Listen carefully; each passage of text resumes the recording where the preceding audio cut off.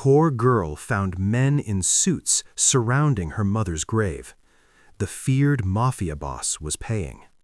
The rain fell in a cold, relentless drizzle over the city's oldest cemetery, matching the chill in Elara's bones. At 19, Elara knew the weight of poverty intimately. Her coat was thin, her shoes worn through, and her heart heavy with the recent loss of her mother, Maria. Maria had been a woman of quiet dignity, who worked double shifts as a seamstress to keep food on the table.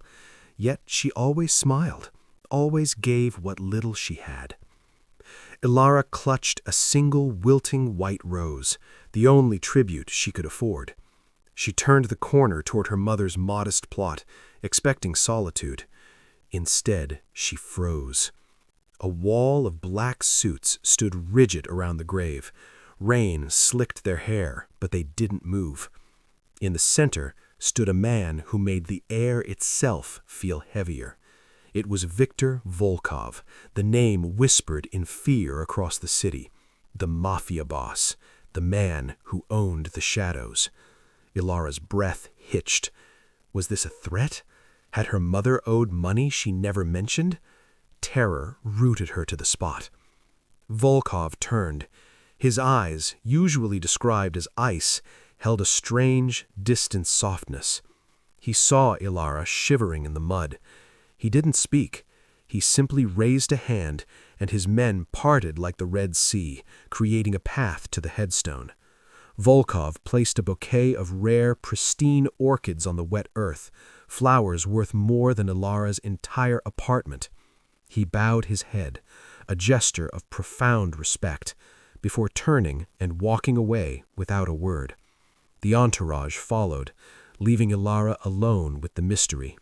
That night, confused and frightened, Elara returned to her cramped, dark apartment. But something had changed. On her doorstep sat a bag of fresh groceries, steak, vegetables, bread. Inside her mailbox was an envelope, no return address. Inside was cash, enough to cover 3 months of rent. This became the pattern. Every week provisions appeared.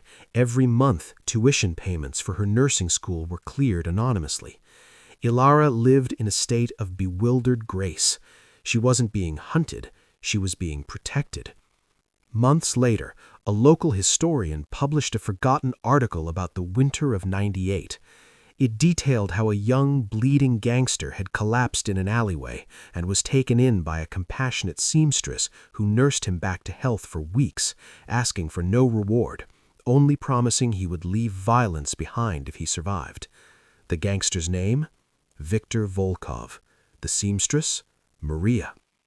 Tears streamed down Elara's face as she read. Her mother hadn't just saved a life, she had planted a seed of humanity in a heart thought to be stone. Volkov wasn't paying for silence, he was paying a debt of honor.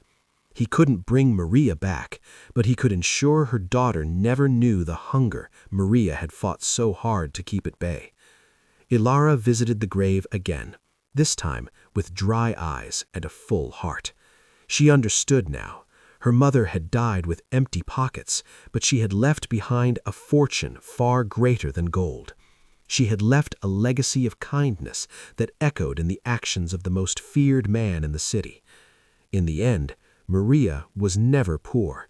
She was the richest woman Elara had ever known, because she had taught the world that even in the darkest places, a single act of love can light the way forward. Thanks for watching.